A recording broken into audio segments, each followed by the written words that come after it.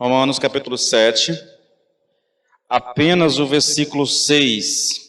O texto diz assim: Agora, porém, libertados da lei, estamos mortos para aquilo a que estávamos sujeitos, de modo que servimos em novidade de espírito e não na caducidade da lei ou na velhice da lei. Tá? Isso depende muito da tradução que você está lendo. Vamos orar ao Senhor, tá bom? Pai, em nome de Jesus, nós oramos a Ti mais uma vez. Só que dessa vez nós oramos por nós mesmos, Senhor. Agora nós colocamos a nossa mente e o nosso coração diante do Senhor e pedimos pela iluminação do Teu Santo Espírito, Senhor, para que possamos de fato compreender a Tua palavra, para que de fato a palavra seja bênção na nossa vida, Senhor, para que de fato a palavra produza em nós o Teu querer, em o nome do Senhor Jesus Cristo. Ajude-nos, Pai, na compreensão da Tua palavra, é o que nós te pedimos no nome de Jesus. Amém e amém. Amém, queridos. Vamos para o nosso texto. Nós estamos trabalhando esse texto, irmãos, já tem algum tempo, viu? Nós gastamos um bom tempo aqui na primeira parte, quando o texto diz que nós somos libertados da lei, né? Agora libertados da lei, estamos mortos para aquilo a que estávamos sujeitos. Nós gastamos um bom tempo trabalhando sobre isso. E nós estamos estudando agora a segunda parte desse texto. E basicamente, querido, o que nós estamos estudando aqui é os contrastes entre servir em novidade de espírito e servir na velhice da lei, tá? Da lei. É basicamente sobre isso. Mas parece assim algo, né, pouco proveitoso, mas eu queria mostrar a vocês, irmãos, que só parece, tá? Porque, na verdade, é algo que nós precisamos, que nós necessitamos. É uma verdade que pode nos sustentar em meio às lutas que nós temos. É uma verdade que pode nos fortalecer se nós entendermos que o cristão é alguém que está vivendo em novidade de vida. É fundamental entender isso, irmãos. E aqui nós temos duas coisas para abordar. Eu toquei apenas no primeiro tópico a semana passada. Eu vou só citar ele, eu não vou me ater a ele, porque eu tenho muita coisa para ministrar. Mas nós vamos olhar esses contrastes de maneira geral e depois a gente vai olhar isso de maneira mais específica. E para você perceber a importância que é nós entendermos o que significa uma vida vivida no poder do Espírito Santo e uma vida vivida de acordo com a lei, na tentativa de obediência à lei, tá? Ou eu sirvo a Deus em novidade de vida, em novidade de espírito, ou seja, servir no poder do Espírito Santo, ou eu vou querer servir a Deus na velhice da lei, querido. E aí é que está o problema, e eu penso que muitas pessoas ainda estão tentando servir a Deus dessa forma, tá? Então, a primeira diferença aqui, o primeiro contraste aqui, é uma diferença entre aquilo que é velho e aquilo que é novo. O texto diz, em novidade de espírito e não na velhice da lei. Eu ministrei sobre isso semana passada, e eu não vou me ater a esse tópico aqui. Ele está na ministração anterior, se você quiser dar uma olhada, fica à vontade, tá? Eu vou para o segundo tópico e daqui eu sigo. O segundo contraste acontece entre a lei e o Espírito, tá? Vamos ler o texto mais uma vez. Agora, porém, libertados da lei, estamos mortos para aquilo a que estávamos sujeitos, de modo que servimos em novidade de espírito. E espírito aqui, embora boa parte das traduções esteja com E minúsculo, né, se referindo ao espírito do homem, a tradução correta e a nova Almeida atualizada já traz isso para nós. O espírito aqui é com E maiúsculo, se referindo ao Espírito Santo. Então, novamente, olha, agora, porém, libertados da lei, estamos mortos para aquilo a que estávamos sujeitos, de modo que servimos em novidade de espírito, com E maiúsculo, e não na caducidade da letra. A primeira coisa que a gente vai trabalhar aqui, queridos, é entender o que Paulo quer dizer com a palavra letra, caducidade da letra. ela tem o sentido, irmãos, de escrito, aquilo que está escrito, entendeu? E Paulo está aqui se referindo à lei moral, né? Aos 10 mandamentos, aquilo que Deus deu por meio de Moisés aos filhos de Israel, entendeu? Eles se referiam àqueles 10 mandamentos, aquelas duas placas de pedra escrito com o dedo de Deus, como aquilo que está escrito, tá? Então, é uma referência ao fato de Deus ter escrito aquilo com a própria mão numa pedra, tá bom? Paulo está dizendo que nós não devemos servir mais de acordo com aquela maneira que exigia conformidade com o que estava escrito, né? Porque isso significa estar debaixo da lei. Quem quer viver a vida cristã em conformidade com o que está escrito, ele está se colocando debaixo da lei. Nós servimos agora em novidade de espírito. E essa nova maneira de servir, irmãos, em novidade de espírito, fala de uma vida vivida no espírito. E observe uma coisa interessante aqui, porque o texto não significa, querido, aqui, simplesmente que agora nós estamos tentando guardar a lei com um novo espírito. Quando eu entendo e interpreto o espírito com E minúsculo, a ideia é essa, entendeu? De que nós estamos tentando guardar a lei com um novo espírito. Não é isso que Paulo está dizendo, tá? Isso não explica o contraste entre lei e espírito. Paulo quer dizer que agora nós estamos vivendo na esfera e no domínio do Espírito de Deus, tá? E não debaixo da lei. Significa viver no poder do Espírito Santo. É essa a intenção de Paulo aqui. Veja, essa é a primeira vez aqui no texto, no capítulo 7, que Paulo se refere ao Espírito Santo. E aqui há algo interessante aqui, porque quando nós chegarmos no capítulo 8, Paulo vai tratar da vida vivida no Espírito. E ele vai começar desde o versículo 2, ele vai retomar esse assunto aqui, que nós estamos estudando agora, tá?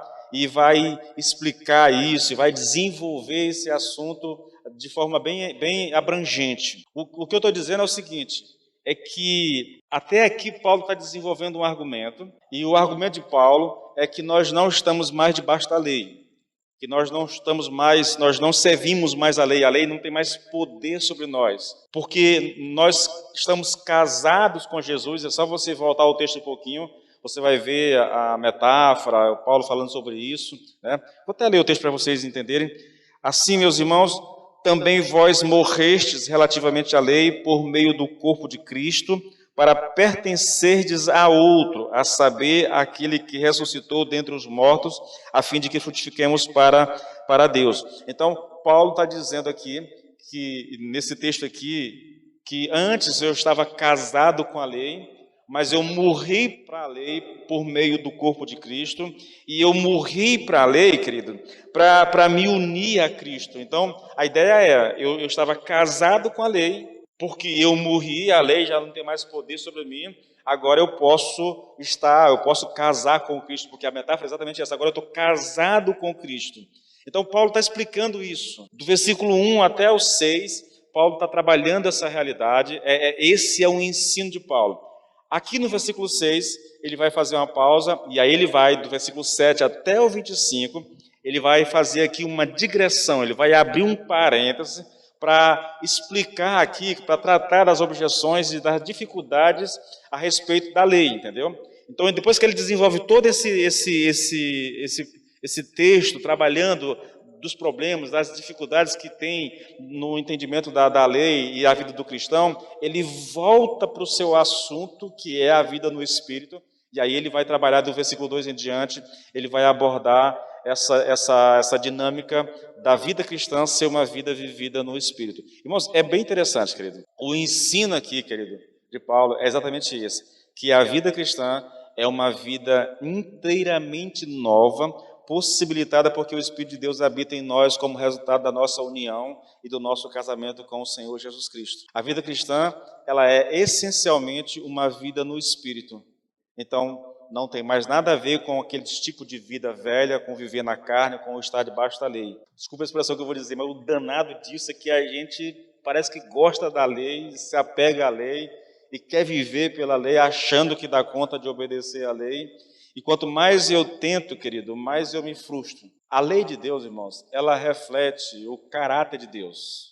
A lei de Deus reflete perfeição absoluta. Mesmo que eu esteja casado com Cristo, mesmo que eu seja uma nova criatura, mesmo que eu tenha sido salvo de verdade, eu ainda estou no mundo caído, cercado de pessoas caídas, entende? Sujeito ao erro, sujeito ao pecado, e mesmo tendo o Espírito Santo, eu ouso dizer a vocês que eu jamais conseguiria atender à lei na sua conformidade total. Por quê?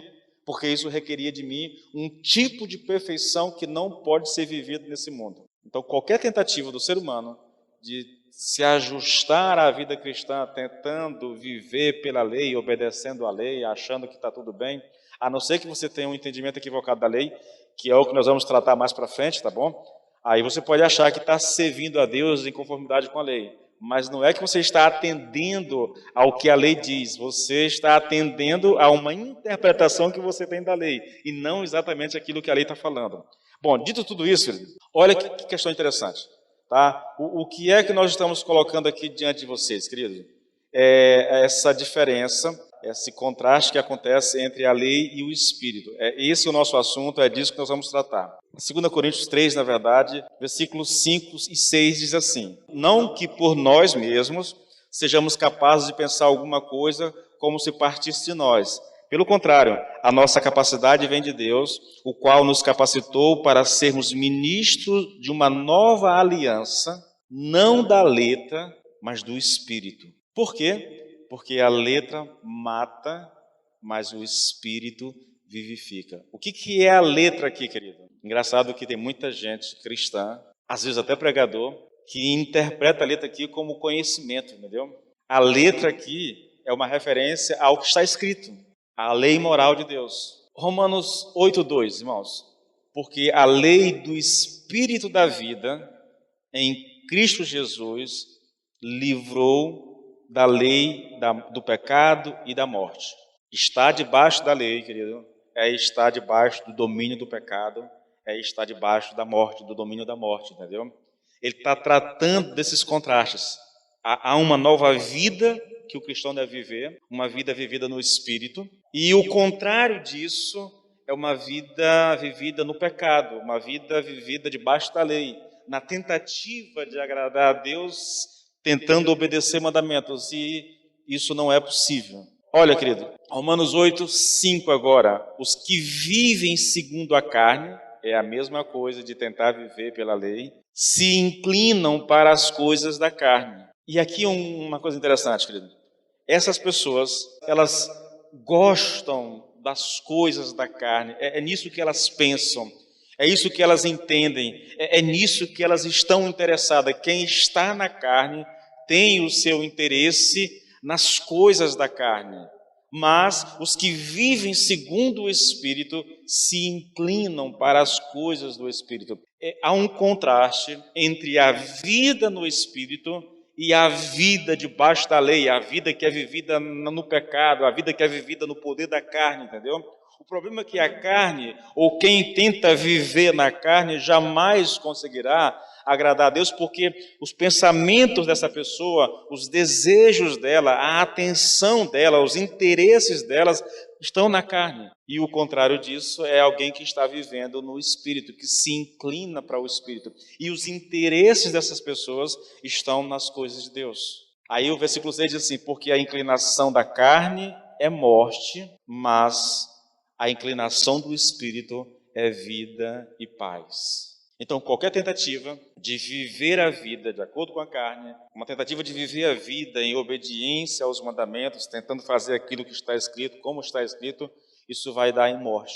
Da mesma forma, se eu me inclino para o Espírito, irmãos, se a minha vida vai ser vivida no Espírito, então a consequência disso, diz o texto, é vida e paz. Aqui, irmãos, esse texto, ele aponta para uma diferença tão absurda entre o que é um cristão e uma pessoa não cristã. É algo assim, absurdo, irmãos, tá bom? O texto diz que um incrédulo e um cristão, eles nem sequer pensam do mesmo jeito, tá bom? Não pensam. São pensamentos diferentes, são desejos diferentes, são inclinações diferentes. E aqui, irmãos, queria fazer a aplicação não, mas aqui já dá para a gente fazer uma aplicação na nossa vida. É sondar o nosso coração. Para onde está apontando a inclinação do meu coração? É para as coisas de Deus, para as coisas do Espírito ou para as coisas da carne? Porque veja o que Paulo diz a respeito da carne. Porque a inclinação da carne, ele diz, é inimizade contra Deus, pois não está sujeita à lei de Deus, nem mesmo pode estar. Eu estou lendo aqui Romanos 8, 5, 6 e 7. A vida cristã, querido, ela é um completo contraste entre a velha vida de alguém não regenerado, né? Mesmo na sua melhor expressão. É a diferença entre viver no Espírito e estar debaixo da lei. É ter uma vida dominada pelo Espírito e ter uma vida dominada pela lei. É essa a diferença. Qualquer um que queira viver a sua vida na tentativa... É interessante, né, irmãos? Se você pega a carta de Paulo aos Gálatas, toda a carta de Paulo foi escrita para tratar desse problema. As igrejas da Galácia foram igrejas que começaram ouvindo o evangelho do próprio Paulo, se alegraram nesse evangelho, foram cheias do Espírito Santo, experimentaram a alegria da salvação, mas depois apareceram ali pregadores que começaram a dizer àqueles irmãos que aquilo não era tudo. O que eles tinham não era o suficiente para lhes dar salvação como eles imaginavam que daria. E o que estava faltando? Estava faltando a obediência à lei. Estava faltando eles circuncidarem-se. Estava faltando eles adotarem as comidas sagradas dos judeus, os alimentos puros dos judeus. Estava faltando os dias festivos, os dias sagrados. Então, a ideia é, olha, crer em Jesus Cristo é necessário, mas não é suficiente. Paulo diz, vocês começaram no Espírito e estão voltando para a lei, estão voltando para a obediência à lei. Nós precisamos ter muito cuidado, irmãos, com relação a isso.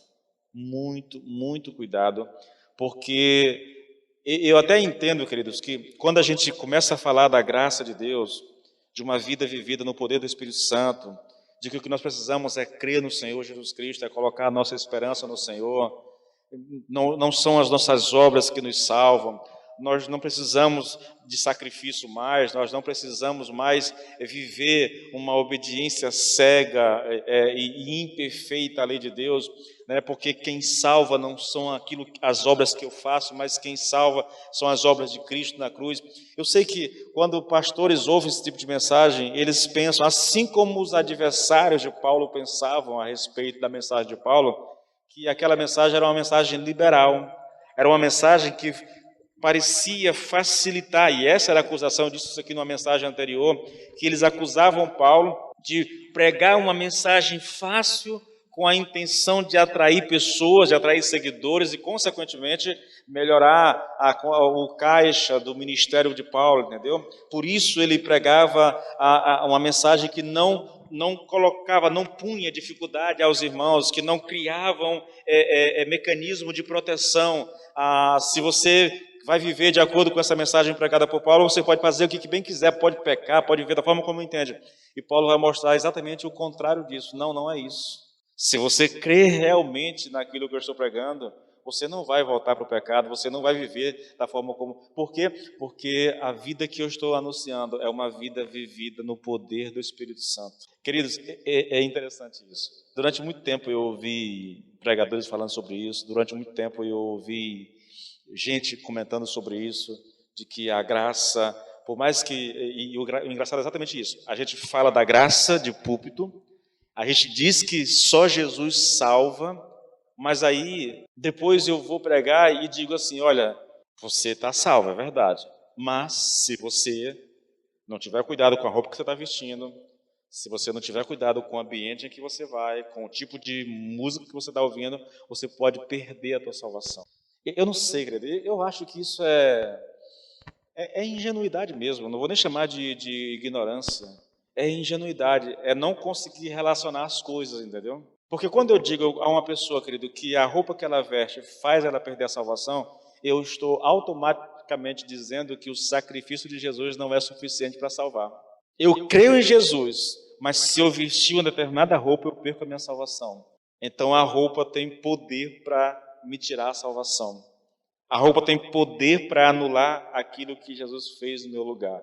É um negócio absurdo, irmãos, isso.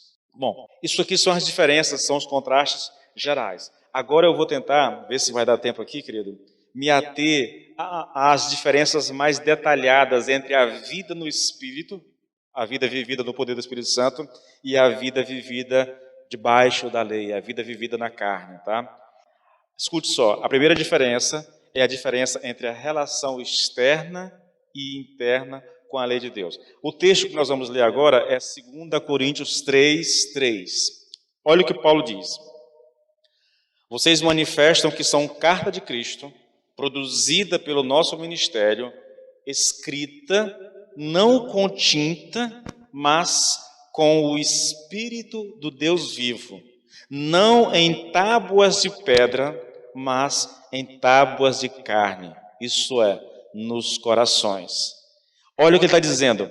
Antes era algo escrito com tinta, mas agora não é mais. Agora é algo escrito com o Espírito Santo. Antes era algo escrito em tábuas de pedra. Isso aqui, querido, tem a ver, isso aqui, Paulo está novamente citando aqui a lei, os 10 mandamentos, tá? Tem a ver com algo externo a nós, tá?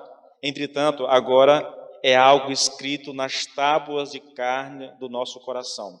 Você percebe, há um contraste entre aquilo que é interno, é o agir de Deus dentro de nós, e aquilo que é externo, é a lei que está ao nosso alcance, que é físico, que é visível, que é perceptível, tá? São coisas diferentes. A velha lei estava fora do homem e era escrita em pedras, escrita com tinta, uma coisa que você via com os olhos. A situação já não é mais essa. A situação era essa, agora não é mais. Agora, essa lei está gravada, escrita e implantada nas tábuas de carne do coração, no próprio centro da personalidade, nos recessos mais profundos do nosso ser. Eu vou te mostrar isso mais uma vez agora. Agora, se você puder abrir, eu queria que você fosse lá para Hebreus, capítulo 8. Eu vou ler um texto um pouco grande, mas para você entender o que o autor está dizendo aqui, tá bom? 8:6. Mas agora, Jesus obteve um ministério tanto mais excelente, quanto é também mediador de superior aliança, instituída com base em superiores promessas. Há um contraste aqui entre as promessas, a promessa do Velho Testamento e a promessa do Novo, tá? Porque se aquela primeira aliança, aliança mosaica, tivesse sido sem defeito, de maneira alguma estaria sendo buscado lugar para uma segunda aliança. E, de fato, repreendendo-os, diz, ele está citando aqui o Velho Testamento agora, um dos profetas, eis aí vem dias, diz o Senhor, e firmarei nova aliança com a casa de Israel e com a casa de Judá, não segundo a aliança que fiz com seus pais, no dia em que os tomei pela mão para os tirar da terra do Egito, pois eles não continuaram na minha aliança, e eu não dei atenção a eles, diz o Senhor. Porque esta é a aliança que farei com a casa de Israel depois daqueles dias, diz o Senhor. Imprimirei as minhas leis na mente deles e as inscreverei sobre o seu coração, e eu serei o seu Deus e eles serão o meu povo. Você percebe o contraste aqui? A aliança feita lá no Velho Testamento, a aliança de Deus com o seu povo lá no Monte Sinai, com uma nova aliança. Não mais mandamentos escritos em pedras, mas agora inscritos no nosso coração, querido. Veja as características dessa nova aliança, irmãos. Ele diz, porei as minhas leis no seu entendimento e em seu coração eu as escreverei. Tá? Antes Deus tinha posto as leis aonde? Em tábuas de pedra que depois ele entregou para Moisés. E Moisés passou ao povo. Mas na nova aliança, ele porá as suas leis no seu entendimento e as escreverá no seu coração. É esse contraste da relação com a Deus, da relação da lei de Deus com aquilo que é interno e com aquilo que é externo. Ele vai estar contrastando o tempo todo isso, tá, gente? Antes de alguém tornar-se cristão, querido, ele tenta conformar-se a um padrão, a um modelo externo em relação a ele. Porém, ser cristão significa que o padrão está dentro do seu ser. É verdade, aqui a gente não pode negar, que em certo sentido ainda está fora, esse padrão ainda está fora, mas o fato importante é que agora também ele está dentro de nós.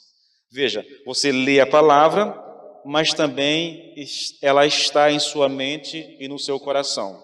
Eu tenho uma Bíblia aqui, eu estou lendo a palavra, eu estou vendo, eu estou olhando para ela, mas ao mesmo tempo que eu faço isso, ela também está gravada no meu coração. Você não está olhando para algo exterior agora. Você tem também a consciência do que está dentro de você. Escute isso aqui, querido. Olha, você não precisa ser persuadido a olhar para aquilo que está do lado de fora de você. Agora, há um poder no seu interior chamando a sua atenção para isso. Um princípio operando no centro da sua personalidade. Do que é que eu estou falando aqui, queridos? Qual é esse poder que está operando dentro de nós? Se você é cristão, querido, é o Espírito de Deus que está agindo. Eu tenho acesso, eu devo gastar tempo lendo, meditando, mas ao mesmo tempo, querido, há um poder dentro do crente que chama a atenção dele para essas verdades. Veja isso aqui, Filipenses 2, 12 e 13. Olha como é que Paulo coloca isso para nós. Assim, meus amados, como vocês sempre obedeceram, não só na minha presença, porém muito mais agora na minha ausência, aqui vem um mandamento. Desenvolvam a sua salvação com temor e tremor. Há um mandamento de Deus para que o crente desenvolva a sua salvação. Agora ele vai explicar como é que isso acontece. Porque Deus é quem efetua em vocês tanto o querer como o realizar segundo a sua boa vontade. Por que somos ordenados a desenvolver a nossa salvação? Porque há um poder agindo no nosso interior que nos capacita a fazer aquilo que foi ordenado. E que poder é esse? Novamente a resposta, irmãos, é o Espírito Santo. Sem o Espírito Santo, querido, agindo em nós, e veja, eu não preciso exatamente, querido, ter a palavra na minha frente para eu estar lendo, para saber do que está escrito, entendeu? Há muitas e muitas vezes o Espírito age em nós de forma que vai além daquilo que está escrito. Só dar um exemplo para você. Às vezes você está em casa fazendo alguma coisa e de repente, como uma flecha no teu coração, vem um desejo para orar. Ou, por alguma razão, você sentiu vontade de ler a Bíblia, ou sei lá, ou vem na tua mente a imagem de alguma pessoa para que você ore por ela. Que é Deus agindo no nosso coração, irmãos. É esse poder dentro de nós que está trabalhando em nós para forjar em nós um caráter semelhante ao de Cristo. Tudo isso, querido, está dito aqui nesse versículo 6 do capítulo 7.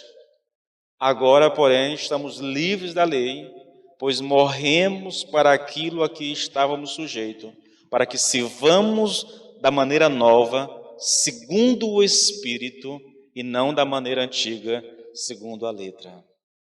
A vida cristã é uma vida vivida no poder do Espírito Santo. Eu não sei se você já atentou para isso.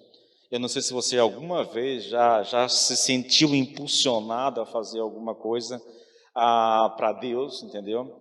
Porque eu não tenho muita dúvida com relação a isso não, irmãos. Você pode até não entender aquilo que Deus está te mandando fazer.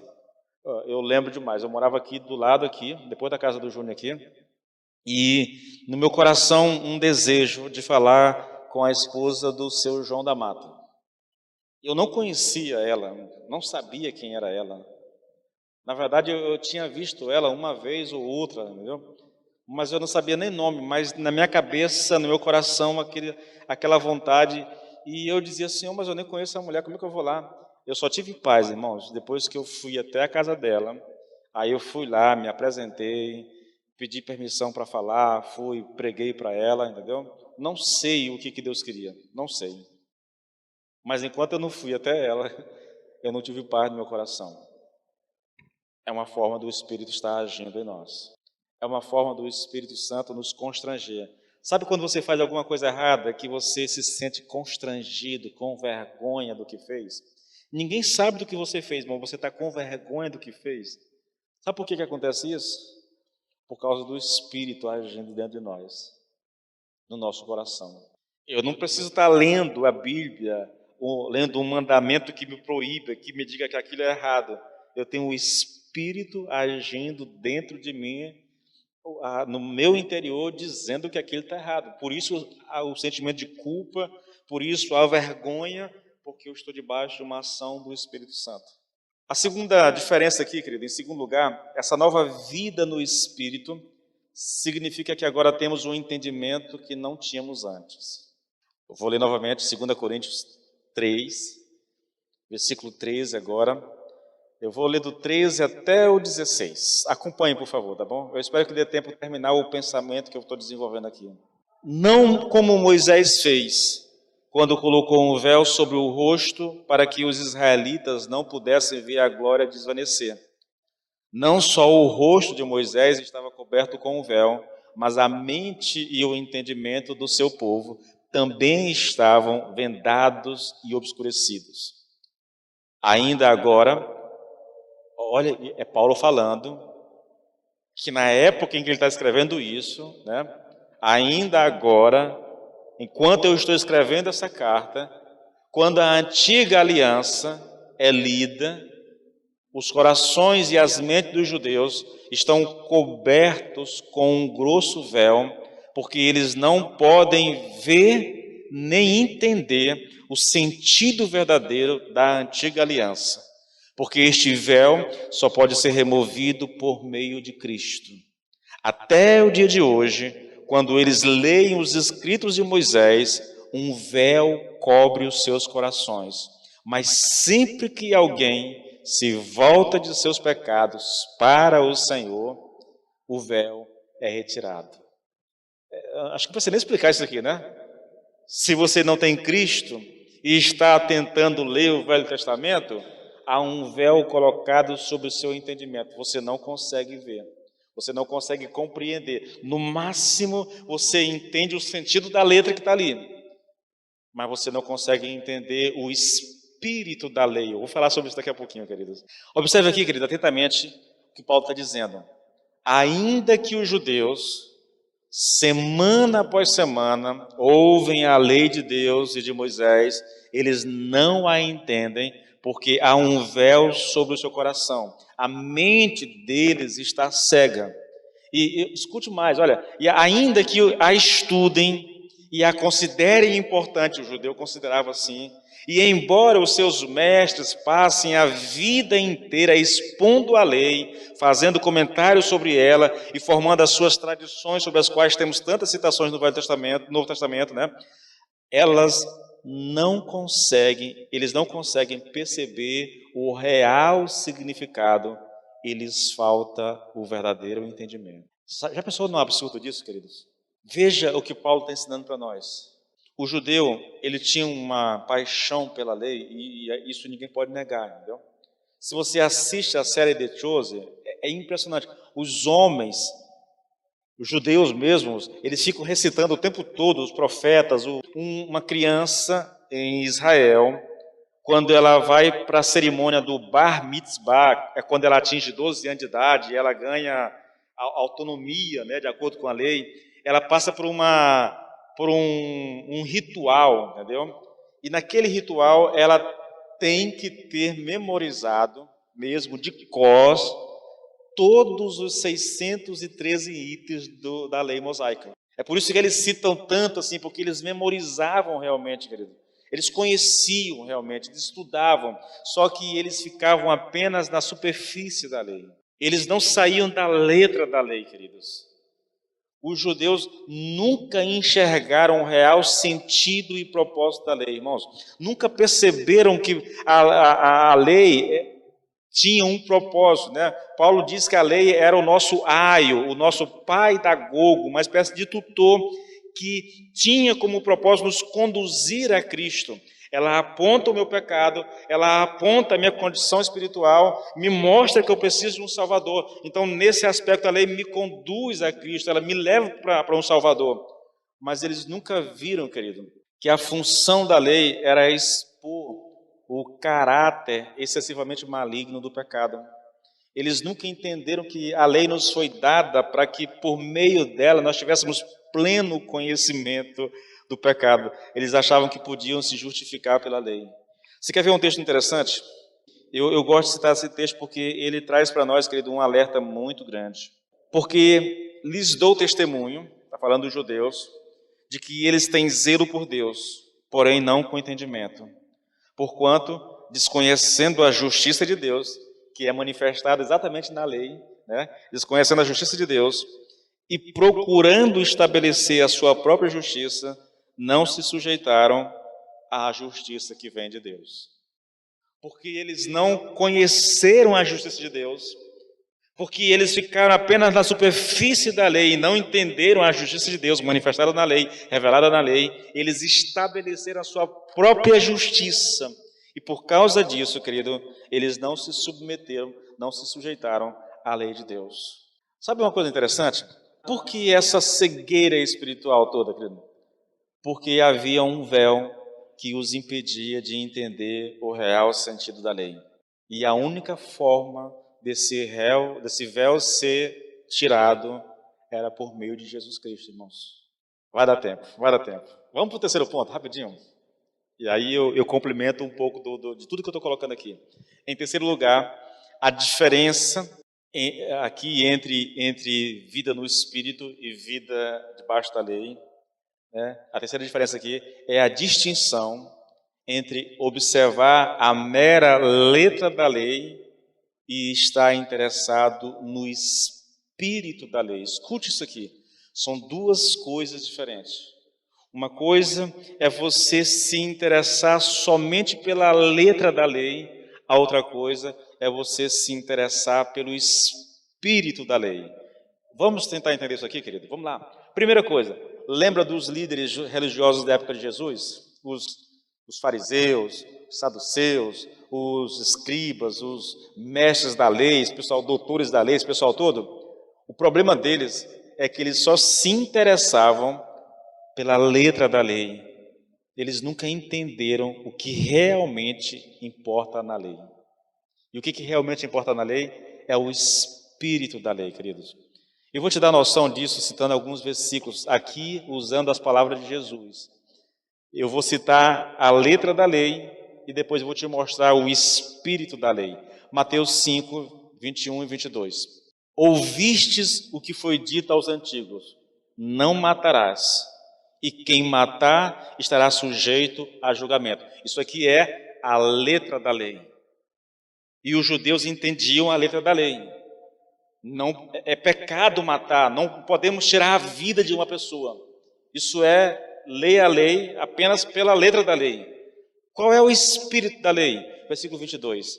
Eu, porém, vos digo que todo aquele que sem motivo se irá contra seu irmão estará sujeito a julgamento, e quem proferir um insulto a seu irmão estará sujeito a julgamento do tribunal, e quem lhe chamar tolo estará sujeito ao fogo do inferno. Esse é o espírito da lei, queridos. Vai muito além da atitude. Versículo 27, irmãos. Eu vou ler só alguns textos aqui. Versículo 27. Ouvistes o que foi dito: não adulterarás. Esse é o espírito da lei. Então o judeu pensava que a única forma de um judeu adulterar era o homem indo para a cama de uma outra mulher. Agora veja o espírito da lei. Eu, porém, vos digo: qualquer que olhar para uma mulher com intenção impura no coração, já adulterou com ela. Esse é o espírito da lei. Agora, versículo 38 e 39. Ouvistes o que foi dito: olho por olho, dente por dente. Esse, novamente, é o espírito da lei. É a letra da lei. Agora o espírito da lei. Eu, porém, vos digo, não resistais ao perverso, mas a qualquer que te ferir na face direita, volta-lhe também a outra. Bateu de um lado, irmãos, é fácil ler, é fácil falar, é fácil até explicar isso aqui. Viver isso aqui é que é o problema. Mas esse é o espírito da lei. 43 e 44, irmãos. Ouvistes o que foi dito: amarás o teu próximo e odiarás o teu inimigo.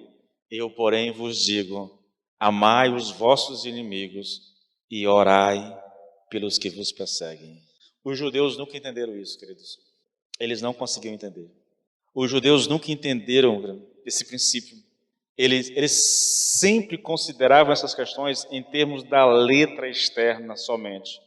Eles nunca se deram conta, querido, de que com relação à lei, o essencial é o princípio, é o espírito que diz respeito à verdadeira obediência. Você quer ver uma coisa interessante nesse texto? É que o próprio Paulo, antes de ter sido alcançado pelo Senhor Jesus Cristo, ele também não entendia esse espírito da lei. Olha o que Paulo diz, irmãos, Romanos 7:9, olha: houve um tempo em que sem lei eu vivia, mas quando veio o mandamento, o pecado reviveu e eu morri. Esse texto está falando da cobiça, tá? Eu vou tocar, não vou falar agora porque eu vou falar da cobiça já mais aqui um pouquinho, tá? Agora, olha Paulo novamente, Filipenses 3, 4 até o 8. É Paulo de novo, gente. Olha, é verdade que eu também poderia confiar na carne. Se alguém pensa que pode confiar na carne, eu ainda mais. Fui circuncidado no 8º dia, sou da linhagem de Israel, da tribo de Benjamim, hebreu de hebreus. Quanto à lei, eu era fariseu. Quanto ao zelo, perseguidor da igreja. Escute isso aqui. Quanto à justiça que há na lei, irrepreensível. Mas o que para mim era lucro, isto eu considerei perda por causa de Cristo. Na verdade, considero tudo como perda por causa da sublimidade do conhecimento de Cristo Jesus, meu Senhor. Por causa dele, perdi todas as coisas e as considero como lixo para poder ganhar a Cristo. Entenda isso aqui, irmãos. Os judeus, assim como Paulo, antes da conversão, eles interpretavam a lei literalmente. Assassinato só é assassinato quando você tira a vida de alguém. Adultério só é adultério quando você vai para a cama com uma outra pessoa. Eles não entendiam o espírito da lei, irmãos. E olha, no caso de Paulo, querido, ele nunca tinha captado e compreendido o real sentido da lei quando ela diz, e dizem os estudiosos que foi esse mandamento que trouxe Paulo à real, fez a ficha cair. Não cobiçarás. Não cobiçarás. Paulo não tinha entendido, querido, que não basta refrear-se e não praticar certas coisas. A questão é, você as deseja, você peca em sua imaginação, em sua mente, em seu coração, você as cobiça. Aos olhos de Deus, a concupiscência, o desejo dessas coisas são pecado. Nós vamos estudar isso um pouco aqui no capítulo 7 mesmo, tá? No versículo 8, 9, mais ou menos, a gente vai tratar sobre isso. 7, 8, 9, a gente vai tratar um pouco sobre isso aqui. Dizem que Paulo realmente só viu a ficha cair a respeito da lei quando ele entendeu o sentido de não cobiçarás. Porque até então, ele entendia a lei como os judeus normalmente entendiam, entendeu? Só é pecado se você fizer literalmente. Mas esse mandamento chama a atenção, querido, para o pecado que não precisa ser praticado literalmente para ser pecado. O fato é, se você cobiça, se você deseja, se você peca com a imaginação, a situação diante de Deus não muda, na verdade se torna pior. Queridos, esse ensino aqui é um negócio tremendo, sabe? É um negócio tremendo. Se você não compreender isso, eu diria que muitos de nós erramos e erramos profundamente porque nós pensamos exatamente como o judeu. Nós pensamos que assassinato é apenas a gente tirar a vida de alguém. O Senhor Jesus disse, não é. Se você guarda rancor no seu coração, se você guarda ódio no seu coração contra o seu semelhante, você, aos olhos de Deus, à luz do espírito da lei, você é tão assassino quanto o homem que tira a vida de outro homem. É um negócio assustador, irmãos, mas essa é a verdade. O ensino bíblico aqui, querido, é que no momento em que o homem entra na esfera do espírito, ele percebe que toda a sua justiça própria, toda a sua moralidade não passa de trapo de imundície. Paulo, isso aqui é uma citação de Isaías 64:6, né? As nossas melhores obras aos olhos de Deus não passam de trapos de imundície. Paulo chama isso aqui, a nossa justiça própria, a nossa moralidade, de esterco, de lixo, de refúgio. Essa justiça que se gaba tanto, querido, ou que se gabava tanto diante de Deus, ela não tem valor nenhum. Uma das coisas mais interessantes, irmãos, na minha vida como pastor, é perceber isso. Eu lidei com algumas pessoas que, mesmo estando na igreja, recém-chegado na igreja, se gabavam de serem boas pessoas, de serem, sabe? E eu ficava ouvindo aquilo ali e dizendo, Senhor, o Senhor vai me dar uma oportunidade de eu ministrar o coração dele ou dela, entendeu? E realmente Deus me deu. E algumas pessoas que diziam isso no começo, eu ouço falar hoje, e eu fico olhando assim, puxa, mas quem te viu e quem te vê?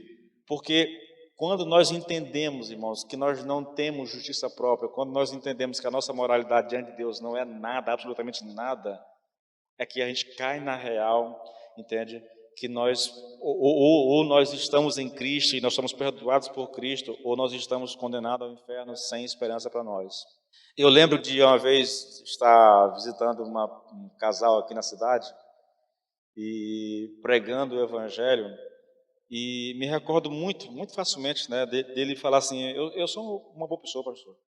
Eu sempre ajudo as pessoas, eu sempre, período de Natal, assim, eu dou cestas básicas, eu faço isso, eu faço aquilo. Eu digo, olha, isso é muito bonito, tá? É louvável, continue fazendo. Agora, no que diz respeito à sua salvação, isso não tem utilidade nenhuma. Ele ficou me olhando assim, mas é verdade, irmãos.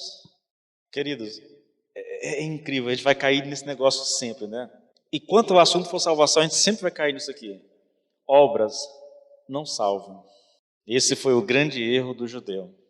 Esse tem sido o grande erro de boa parte da igreja hoje. Acreditar que o fato de você ser uma boa pessoa, uma pessoa gentil, uma pessoa que é misericordiosa, é generosa, que está ali sempre pronto para ajudar as pessoas. Olha, se obras salvassem, os espíritas seriam as pessoas mais salvas desse mundo, sabiam? Porque os espíritas, por causa da doutrina da reencarnação, eles vivem praticando boas obras na intenção de que quando eles voltarem numa outra vida, a vida que eles vão viver lá seja melhor do que a que eles estão vivendo agora. Então eles vivem fazendo boas obras o tempo todo. Eles não fazem boas obras com o entendimento que nós temos, né? Eles fazem boas obras pensando, eu vou morrer, eu vou reencarnar novamente, e se eu fizer o máximo que eu puder aqui de boas obras, quando eu reencarnar, eu vou vir numa situação muito melhor do que a que eu estou aqui agora. Da mesma forma, se eu não fizer, eu posso vir numa situação pior. Então, a motivação que eles têm para as boas obras é egoísta. Não tem nada a ver com Deus. E, na verdade, qualquer um de nós, querido. Eu sempre digo, irmãos, e eu falo isso de experiência própria. Você quer saber realmente a intenção do teu coração? Veja um amigo seu que está numa situação muito delicada financeira, mesmo quase passando fome, e você está percebendo isso, tem como ajudar, você faz um sacrifício, socorre o teu amigo, tira ele daquela situação, e aí você fez e pensa assim, puxa, mas eu não fiz porque eu estava interessado, eu não fiz porque eu queria aparecer, eu fiz porque eu sou uma boa pessoa, sabe? Tá, o tempo passa, querido. E lá na frente, as posições se invertem. Agora você está passando necessidade, está em crise financeira, e o teu amigo está bem de vida. Só que o amigo se esqueceu do que você fez por ele. E ele não está disposto a te ajudar. Ainda que você alegue a ele que você o ajudou, ele não ajuda. É nessa hora que você vai saber se naquela época você ajudou realmente porque era uma boa pessoa. Eu já experimentei isso na pele. Eu confesso, querido, é decepcionante. Queridos, uma das coisas mais decepcionantes que existe é o nosso coração, sabia? É o nosso auto-engano a respeito de nós mesmos. Porque a gente sempre se julga como pessoas boas. Mas é só a oportunidade de aparecer, querido, e nós vamos perceber o real estado do nosso coração, ainda que crentes. Ser crente, irmãos, não é uma vacina contra o erro. Ser crente não significa que você está imune ao egoísmo, a errar, de forma alguma. Você ainda é gente, o pecado ainda habita no teu corpo, tá? E você continua sujeito a cometer os mesmos erros de antes. É lógico, se eu creio em Deus, se eu estou vivendo uma vida com Deus, buscando a Deus por santidade, eu vou ter um pouco mais de resistência ao pecado. Mas se eu não cuidar, querido, eu volto a ceder, eu volto para o pecado muito facilmente. Essa é a história do cristianismo, irmãos. É a história do cristianismo. Grandes homens de Deus. Eu fico pensando em Paulo muitas vezes. Paulo era temperamental, muito temperamental. E eu creio até que Deus o escolheu exatamente por isso. Deus precisava de alguém com sangue na veia, com muito sangue na veia, para fazer o que ele fez, irmãos. Então Deus o escolheu por ser o que ele era. Ele, na primeira viagem missionária, vai ele, alguém me lembra aqui os nomes aqui, vai ele, Barnabé e Marcos. Marcos foi até um determinado ponto, ele não aguentou a pressão e foi embora. Quando eles estão planejando voltar para aquela cidade para ver como é que está a igreja, as igrejas, Barnabé chama Marcos e Paulo disse, ele não vai não. De jeito nenhum. O negócio foi tão feio que eles se separaram. A briga foi feia. Porque Paulo era temperamental. Outro camarada, crente, homem de Deus, Pedro.